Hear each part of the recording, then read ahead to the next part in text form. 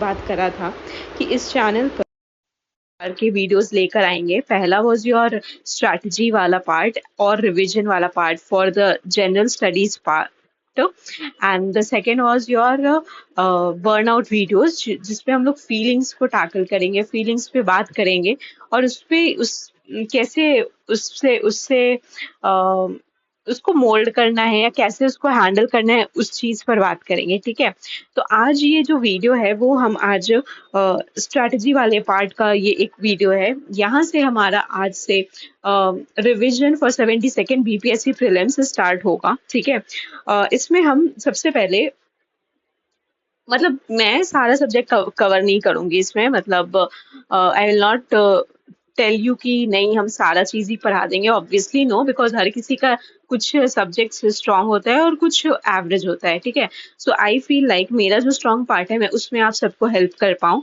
तो इन this video, मतलब in this series, we will deal with 3 subjects. पहला will be your bio, first one will be your biology. Okay, इसमें obviously मेरे को ना एक गैप दिखा है यूट्यूब पे कि कहीं ना कहीं वो थीमेटिक बायोलॉजी के videos for specifically for BPSC नहीं है। सो आई थॉट कि मे बी मैं ये गैप थोड़ा बहुत फिल कर पाऊँ कि अपने वो जो बीपीएससी जहाँ से ज्यादातर क्वेश्चंस पूछते हैं और या रिसेंटली जहाँ से ज्यादातर पूछ रहे हैं, वहां से वो कॉन्सेप्ट मैं यहाँ पर रिवाइज करवा पाऊँ, वो कॉन्सेप्ट मैं बता पाऊँ, ताकि नॉन साइंस बैकग्राउंड वाले स्टूडेंट्स है ना उनको हेल्प मिल पाए। ठीक है, because obviously 100% aspirants science background के नहीं होते हैं, बहुत लोग आर्ट्स ह्यूमैनिटीज इनके भी होते हैं। ठीक है, so first one is that subject, second will be your modern history. ठीक है,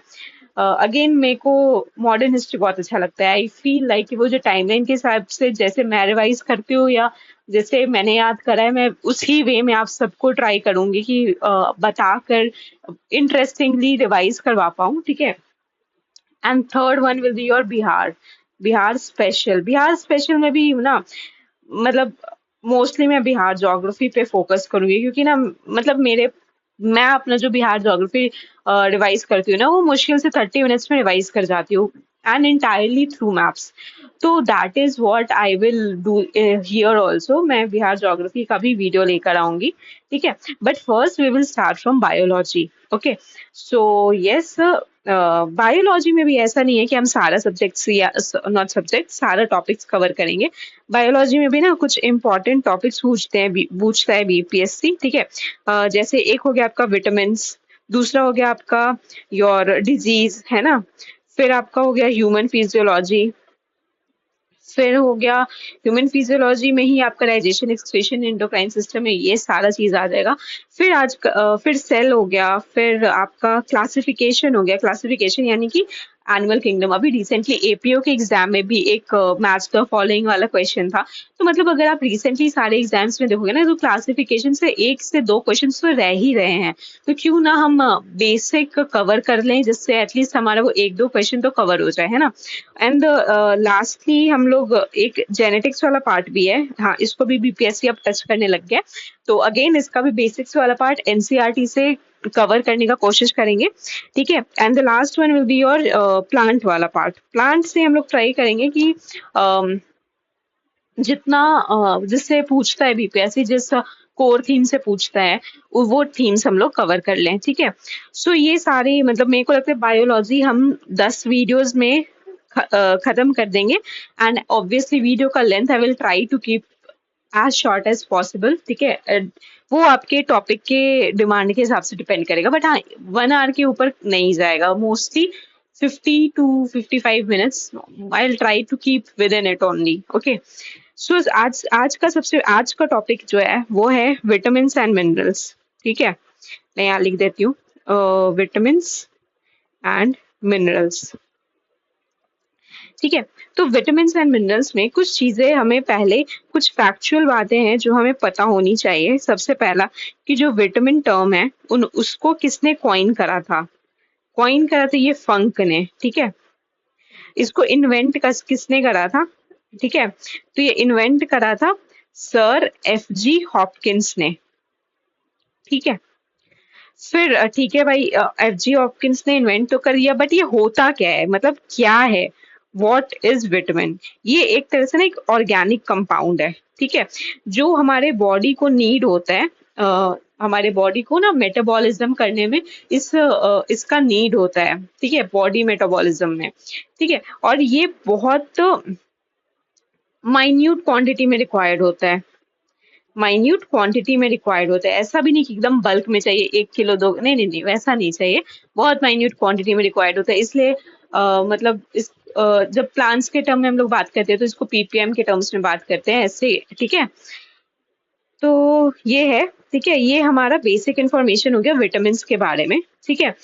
इसके अलावा जब हम आगे बढ़ते हैं तो हम लोग सबसे पहले दो तीन चीज देखते हैं कि मतलब विटामिन के टाइप्स क्या क्या हैं, है ना। तो सबसे पहले हम लोग टाइप्स ऑफ विटामिन से बात कर लेते हैं, आपका सबसे पहले है टाइप्स, यहीं पे कर लेते हैं ना, टाइप्स ऑफ विटामिन। तो विटामिन के ना दो टाइप होते हैं, ठीक है। पहला तो हो गया वाटर सॉल्यूबल, वाटर सॉल्यूबल यानी कि ये पानी में घुल जाएगा, सिंपल। और दूसरा हो गया फैट सॉल्यूबल, ये पानी में नहीं घुलेगा, ठीक है। वाटर सॉल्युबल जो विटामिन होते हैं ना, ये विटामिन बी एंड सी होते हैं, ठीक है, विटामिन बी एंड सी होते हैं। और जो फैट सॉल्युबल होते हैं ना, वो विटामिन ए, डी, ई, के होते हैं। तो इससे आप क्या, इसको अगर आपको याद करना है ना, तो आप एडेक से याद कर सकते हो, क्या है कि एडेक जो होता है वो फैट सॉल्युबल है, और बी एंड सी जो होता है वो वाटर सॉल्युबल है, वो हो गया, ठीक है। दूसरी बात ये कि एक चीज आप अगर वाटर सॉल्युबल है तो यानी कि अगर वो हमारे बॉडी में है, ठीक है, तो यानी कि वो हमारे बॉडी में स्टोर होगा। अगर वाटर सॉल्युबल है तो ये बॉडी में स्टोर नहीं होगा, ठीक है, बॉडी में स्टोर नहीं होगा, ठीक है, लेकिन ये स्टोर होगा बॉडी में, ये बॉडी में स्टोर होगा, ठीक है। मोस्टली आपका विटामिन, जैसे विटामिन के तो हमारे बॉडी में जनरली हमारा बॉडी विटामिन नहीं बनाता है, हमें बाहर से लेना पड़ता है। बट हमारे स्टमक में और इंटेस्टाइन, हमारे इंटेस्टाइन में गट फ्लोरा होता है, और वो विटामिन के प्रोड्यूस करता है, विटामिन बी 12 प्रोड्यूस करता है, ठीक है। बट हमारे बॉडी में ना विटामिन ए वगैरह ये सब जो विटामिन हैं आपका, ये लिवर में स्टोर होता है, ठीक है। तो ये चीज आपको याद रखना है, इसका मतलब एक सार है कि आपको ये याद रखना है कि वाटर सॉल्युबल विटामिन जो है बी एंड सी, वो बॉडी में स्टोर नहीं होंगे कोई कीमत पे नहीं। हम पानी पी, ऐसे समझिए कि हम पानी पियेंगे वो निकल जाएगा, ठीक है, सिंपल। और फैट सॉल्युबल विटामिन जो है वो स्टोर होंगे बॉडी में, ठीक है, मोस्टली मोस्टली आपका लिवर में स्टोर होता है, ठीक है। तो ये बेसिक इन्फॉर्मेशन हो गया हमारा विटामिन के बारे में।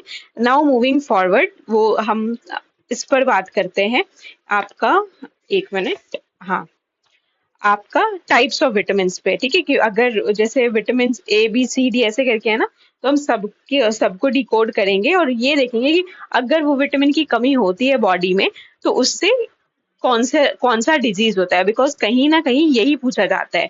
और प्लस उसका नाम, जैसे विटामिन ए, जैसे यहाँ पे विटामिन ए है ना, विटामिन ए को हम लोग और क्या कहते हैं, विटामिन ए को हम लोग रेटिनॉल कहते हैं, ठीक है, विटामिन ए को रेटिनॉल करते हैं। और इसके डेफिशिएंसी से क्या होता है, इसके डेफिशिएंसी से हमारा सबसे एक चीज ही याद रखना है, कलर ब्लाइंडनेस होता है, कलर ब्लाइंडनेस, ठीक है। जितना भी आपका ब्लाइंडनेस या आईज से रिलेटेड डिजीज होगा ना, वो विटामिन ए के डेफिशिएंसी से होता है। इसमें एक डिजीज है जेरोप्थेल्मिया, ठीक है, ये आपका ये भी उसी से रिलेटेड है। और ये आपको याद रखना है, क्योंकि ये एग्जाम में ना ऐसे ही पूछता है कि xerophthalmia is related to which, is related to deficiency of which vitamin, तो इट्स विटामिन ए, सिंपल, ठीक है। तो जो टेक्निकल टर्म्स होते हैं ना वो याद रखना ज्यादा जरूरी है, ठीक है। दूसरा हमारा, जैसा मैंने आपको बताया था कि विटामिन ए आपका लिवर में स्टोर होता है, ठीक है, लिवर में स्टोर होता है। और दूसरा ये कि विटामिन ए ना हार्मोन की तरह भी काम करता है, ठीक है, विटामिन ए ना हार्मोन की तरह भी काम करता है। तो ये चीज याद रखना है कि विटामिन ए हार्मोन की तरह काम करता है, ठीक है। नाउ मूविंग फॉरवर्ड, हम लोग अब विटामिन बी वाले सीरीज पे आएंगे। तो विटामिन बी वाले सीरीज में ना आपका सिर्फ एक विटामिन नहीं होता, ठीक है, बहुत सारे विटामिन होता है विटामिन बी वाले सीरीज में। जैसे आपका पहला विटामिन बी 1, और पता है विटामिन बी वाला सीरीज को याद करने के लिए मेरे पास एक बहुत अच्छा ट्रिक है, ये भी मैंने कहीं से पढ़ा था। ठीक है, तो मैं ये आप लोग को लास्ट में बताऊंगी जब मैं विटामिन बी वन वाला पार्ट कवर करवा दूंगी। ठीक है, तो विटामिन बी वन का नाम क्या है, तो इसको हम लोग कहते हैं थायामीन। ठीक है, थायामीन। और इसके डेफिशिएंसी से क्या होता है, डिजीज, जो डिजीज होता है वो यहाँ पे लिख देते हैं, ऐसे आप लोग को समझ में आ जाएगा। इसके डेफिशिएंसी से क्या होता है, तो बेरी बेरी डिजीज होता है। ठीक है, अब next vitamin B two. Vitamin B two, इसको क्या कहते हैं हम लोग, राइबोफ्लेविन। ठीक है, राइबोफ्लेविन। इसके डेफिशिएंसी से पता है क्या होता है, क्रैकिंग ऑफ स्किन, ठीक है, reddening of eyes, mouth ulcers, ये सब होता है। बट इसमें एक टर्म जो आपको याद रखना है ना, वो होता है चिलियोसिस। चिलियोसिस, ये क्या है भाई, तो ये आपका स्वोलन क्रैक्ड लिप्स, इसको क्या है, स्वोलन, वो जो लिप्स हम लोग का मतलब चाप लिप्स जो होता है ना, उसको कहते हैं बहुत ज्यादा, स्वोलन क्रैक्ड लिप्स। इसके डेफिशिएंसी से होता है, किसके डेफिशिएंसी से होता है, तो विटामिन बी टू के डेफिशिएंसी से होता है। और उसको कहते क्या है, तो राइबोफ्लेविन। ठीक है, अब हम लोग नेक्स्ट पे आते हैं बी थ्री। बी थ्री का नाम है नियासिन, या निको निकोटिनामाइड। Okay, nicotinamide. ठीक है, अब इसके डेफिशिएंसी, ठीक है, अब बी थ्री तो है लेकिन इसके डेफिशिएंसी से क्या हो जाता है, इसके डेफिशिएंसी से होता है हमारा वाइटनिंग ऑफ हेयर। ठीक है, पेलाग्रा, इसमें इंपॉर्टेंट जो डिजीज याद रखने ना, वो है पेलाग्रा, ठीक है, डर्माटाइटिस। बस ये दो याद रख लो आप लोग। ठीक है, कि पेलाग्रा और डर्माटाइटिस विटामिन बी थ्री के डेफिशिएंसी से होता है। अब हम लोग आगे आते हैं, तो अब वन टू थ्री हो गया, फोर नहीं होता है। ठीक है, ये याद रखना है कि फोर नहीं होता है, बी फाइव होता है। बी फाइव में आपका क्या होता है, तो बी फाइव को हम लोग क्या कहते हैं, पैंटोथेनिक एसिड। ठीक है, पैंटोथेनिक एसिड कहते हैं। और इसके डेफिशिएंसी से क्या होता है, इसके डेफिशिएंसी से आपका इंसोम्निया होता है। अगर रात में नींद नहीं आ रही है ना, यानी आपको ना विटामिन बी फाइव की कमी है, और आपको नहीं, हम सबको विटामिन बी फाइव की कमी है। ठीक है, तो विटामिन बी फाइव के डेफिशिएंसी से क्या होता है, इंसोम्निया होता है। इससे बेली फैट बहुत ज्यादा हो जाता है ना, लोअर एब्डोमिनल फैट जिसको भी आप कह सकते हो, वो हो जाता है बहुत ज्यादा। ठीक है, तो ये हो गया आपका विटामिन बी फाइव हो गया। अब बी फाइव के बाद हम आएंगे बी सिक्स पे। तो बी सिक्स पे क्या होगा, पाइरोडॉक्सिन। बी सिक्स को क्या कहते हैं, पाइरोडॉक्सिन। अभी आपको लग रहा है ना कि अरे यार ये याद कैसे होगा, अभी बता दूंगी मैं थोड़ा सा ना, जस्ट 2 मिनट बाद, तो फिर आपको समझ आ जाएगा, अरे इतना इजी है याद करना। ठीक है, तो इसकी कमी से क्या होता है कि एनीमिया, स्किन का डिजीज, यानी कि स्किन पे कभी रैशेज वगैरह कुछ होने लग गया ना, ये सब, तो ये आपका बी सिक्स की कमी से होता है। ठीक है, इसके बाद हम लोग बी सेवन पे आते हैं। B seven, biotin. ठीक है, बायोटिन की कमी से क्या होता है, बहुत ज्यादा, जैसे बायोटिन अगर जैसे हम लोग सुनते हैं, या एड एरोब्रिक्स में देखा होगा ना, कि बायोटिन आपका हेयर के लिए बहुत इंपॉर्टेंट है, तो आप ऐसे रिलेट करो ना कि अच्छा ठीक है, तो बायोटिन अगर कम हो जाएगा किसी के बॉडी में, अगर डेफिशिएंट हो जाएगा, तो उससे क्या होगा, तो उससे हेयर फॉल होगा। ठीक है, इची स्किन होगा, बिकॉज वो स्किन से भी तो रिलेटेड है। तो इससे इम्पोर्टेंट क्या है, इससे आप लोग क्या याद रखोगे कि इससे हेयर फॉल होगा। ठीक है, इची स्किन होगा, स्केली स्किन हो जाएगा, कुछ अजीब सा। ठीक है, ऐसे ऐसे याद रखना है, मतलब लिंक करना है जहां आप लिंक कर सकते हो। ठीक है, अब विटामिन, जैसे विटामिन बी फोर नहीं था, वैसे विटामिन बी एट भी नहीं है। ठीक है, तो अब हम लोग बी नाइन पे आ जाएंगे। बी नाइन में क्या है, folic acid. Folic acid, again यहाँ पे फॉलिक एसिड से क्या लिंक करेंगे, अगर आप इसको लिंक करोगे आयरन से, तो इसको आप फिर आप वापस से इसको एनीमिया से लिंक कर पाओगे, है ना, एनीमिया से लिंक कर पाओगे। दूसरा हो गया, अब हम लोग बी ट्वेल्व पे आएंगे। बी नाइन के डायरेक्ट बी ट्वेल्व होगा, वो इसको हम लोग कहते हैं साइनोकोबालमिन। साइनोकोबालमिन। ठीक है, इससे होता है परनीशियस, इसके डेफिशिएंसी से होता है परनीशियस एनीमिया। ठीक है, इसके डेफिशिएंसी से होता है परनीशियस एनीमिया। ठीक है, और आपका जॉन्डिस, कभी कभी बहुत ज्यादा आपका ये कम होता है ना विटामिन बी ट्वेल्व, तो हो सकता है। और और क्या होता है, एंकल एडिमा। ठीक है। वैसे आप एंकल एडिमा नहीं भी याद रखोगे तो चलेगा, बट ये पक्का याद रखना, पर्नीशियस एनीमिया। ठीक है। मान लो ये आपका हो गया सारा विटामिन बी वाला सीरीज। बताओ बी आपका क्या है, वाटर सॉल्युबल और फैट सॉल्युबल? विटामिन बी आपका वाटर सॉल्युबल है या फैट सॉल्युबल है? तो ये वाटर सॉल्युबल है। ठीक है, वाटर सॉल्युबल है।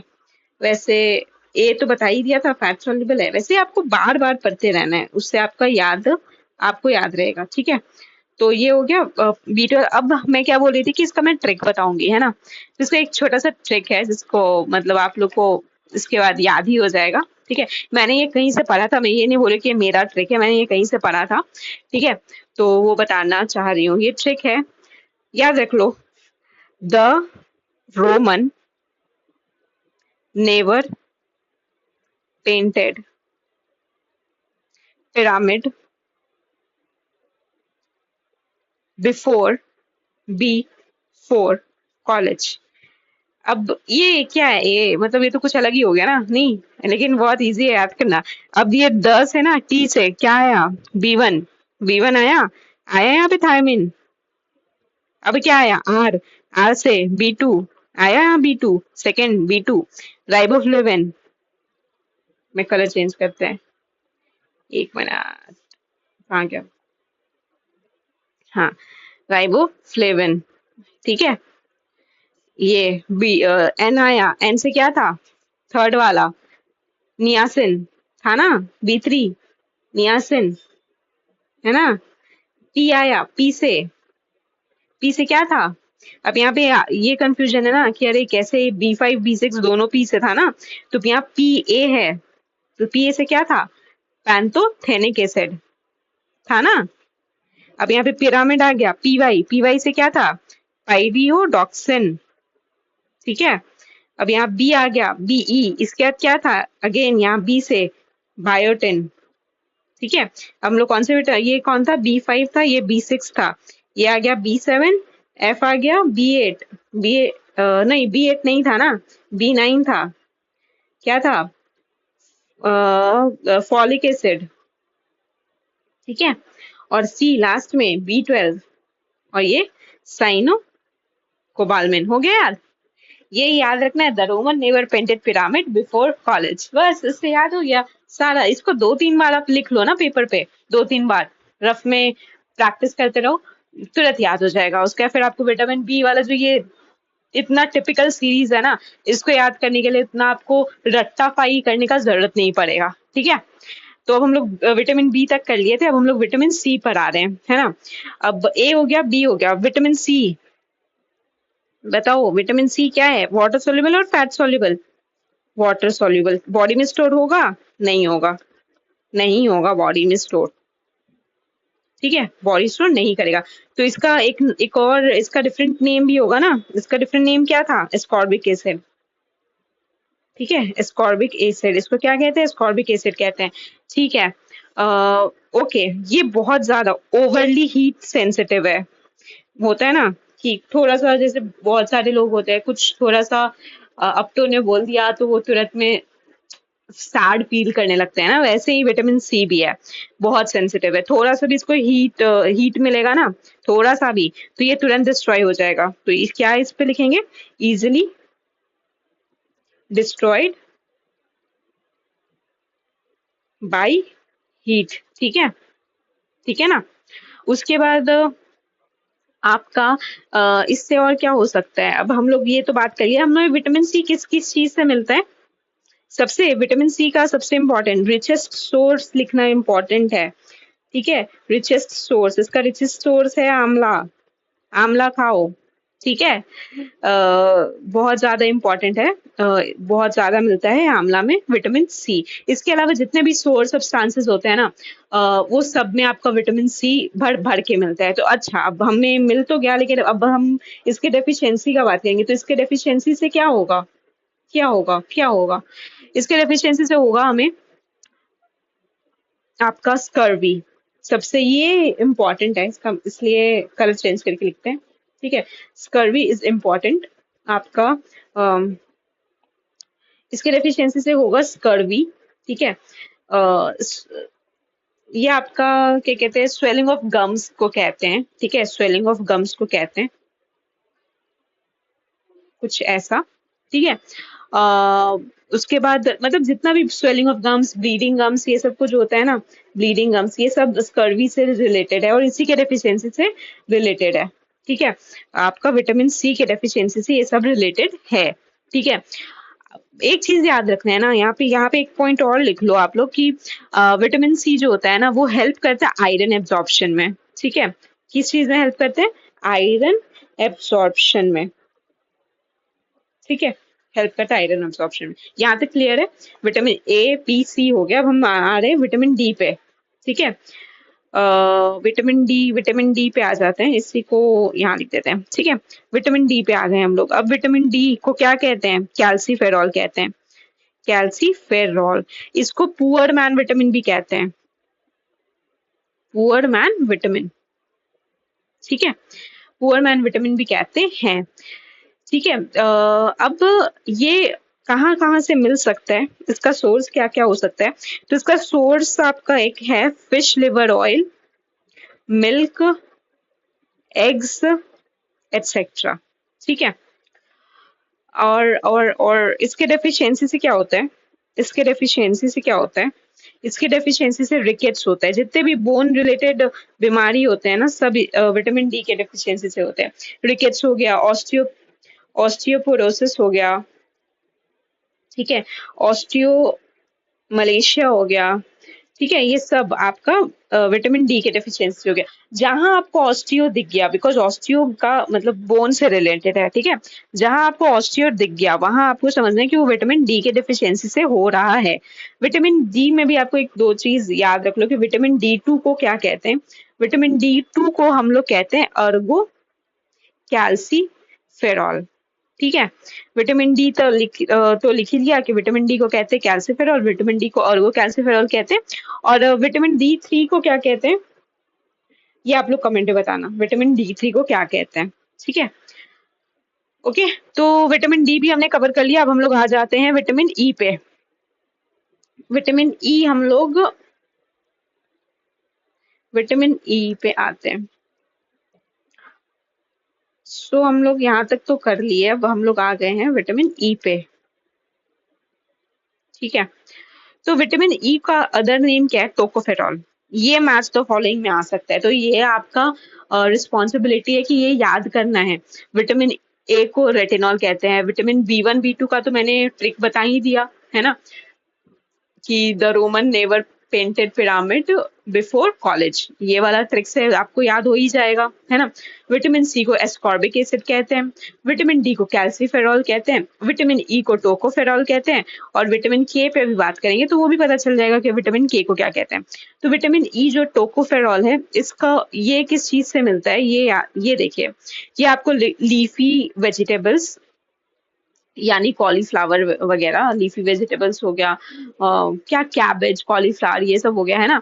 Milk, butter, sprouted wheat, vegetable oil, ये सब से मिलेगा, ठीक है। ये सब इसका सोर्स है, ठीक है। लेकिन इसके डेफिशिएंसी से क्या होता है? अगर विटामिन ई किसी के बॉडी में कमी हो गया ना, तो उससे क्या होगा? तो पहले फर्टिलिटी, लेस फर्टिलिटी, फर्टिलिटी कम हो जाता है। मोस्टली ये मेल में होता है। फर्टिलिटी स्पर्म का वो कम हो जाता है, ठीक है। स्पीड जो होता है ना वो। सेकेंड आपका डिस्ट्रक्शन ऑफ आरबीसी, ये डिस्ट्रक्शन ऑफ आरबीसी भी करता है। अगर विटामिन सी बहुत ज्यादा बॉडी में कम हो गया ना, तो ये आप सॉरी विटामिन ई, तो आपका डिस्ट्रक्शन ऑफ आरबीसी भी होता है, ठीक है। तो विटामिन ई को क्या कहते हैं? टोकोफेरॉल कहते हैं। इसके डेफिशिएंसी से क्या होता है? लेस फर्टिलिटी, या फर्टिलिटी रिड्यूस हो जाता है। And second, destruction of RBC, okay. Vitamin E सबसे इंपॉर्टेंट काम करता है ना कि एंटीऑक्सीडेंट की तरह काम करता है।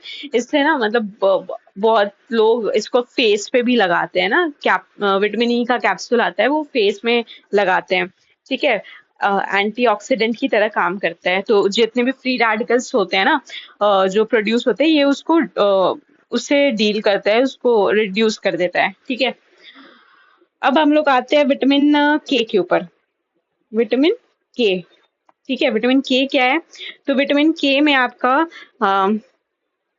इसको कहते क्या है, फाइलोक्विनिन, और डिफरेंट ही नाम है, नहीं, फाइलोक्विनिन। तो की के में कहीं के दिख नहीं रहा तो कोई नहीं, PHY फाइलोक्विनिन करके कुछ तो याद करके आप लोगों को याद करना ही है। ठीक है। तो इसके कारण, इसके बस इसमें ज्यादा कुछ नहीं है। ये आपको कहाँ से मिलता है? तो tomato, soybean oil, again green vegetables, ये सब से ही मिलेगा। ठीक है। और ये किस चीज में हेल्प करता है? तो ये नॉन क्लॉटिंग ऑफ ब्लड में हेल्प करता है। ठीक है। नॉन क्लॉटिंग ऑफ, अब क्लॉटिंग से क्या रिलेटेड है? फिब्रिनोजेन, राइट, है ना रिलेटेड। अब फिब्रिनोजेन कहाँ मिलता है? ब्लड में मिलता है ना, ब्लड का ही पार्ट है ना। तो कहीं ना कहीं विटामिन के उसमें हेल्प करता है। ठीक है। तो अगर क्लॉटिंग में हेल्प करता है, तो अगर विटामिन के का कमी हो जाता है ना, तो वो खून जमेगा नहीं। ठीक है। अगर कट वट जाता है ना, तो वो खून जमेगा नहीं और बहुत ज्यादा ब्लड फ्लो हो जाएगा, और फिर ब्लड लॉस हो सकता है ना। ब्लड एक्सट्रीम ब्लड लॉस से किसी का मौत भी हो सकता है। सो ये सारा इंपॉर्टेंट विटामिन था। ठीक है। विटामिन ए से लेकर विटामिन के तक, विटामिन ए से लेकर विटामिन के तक हमने कवर कर लिया। फटाफट हम लोग एक बार और देख लेते हैं। विटामिन ए को कहते हैं आपको रेटिनॉल। विटामिन बी को, बी में आ गया आपका thiamine, riboflavin, niacin, pantothenic acid. उसके बाद फिर आपका आ गया पायरोडॉक्सिन, फिर आ गया बायोटिन, फिर आ गया फॉलिक एसिड, फिर आ गया साइनोकोबालामिन। ठीक है। ये आपका विटामिन बी हो गया। फिर विटामिन सी का अगर हम लोग बात करेंगे तो उसको कहते हैं स्कॉर्बिक एसिड। फिर विटामिन डी का अगर बात करेंगे तो उसको कहेंगे कैल्सिफेरॉल। विटामिन ई को कहेंगे क्या कहेंगे? टोकोफेरॉल, हाँ, टोकोफेरॉल। और विटामिन के का बहुत डिफरेंट ही नाम था, तो जो बहुत डिफरेंट नाम दिख गया तो उसका नाम हम लोग रख देंगे फाइलोक्विनिन, क्विनॉन। ठीक है। बाकी इसके डेफिशिएंसी से क्या क्या होता है वो सब एकदम on the tip of your tongue होना चाहिए। ठीक है। ताकि आपसे कभी भी कोई भी पूछे तो आप तुरंत बता पाओ। ठीक है। ये आ गया, हो गया हमारा विटामिन वाला पार्ट।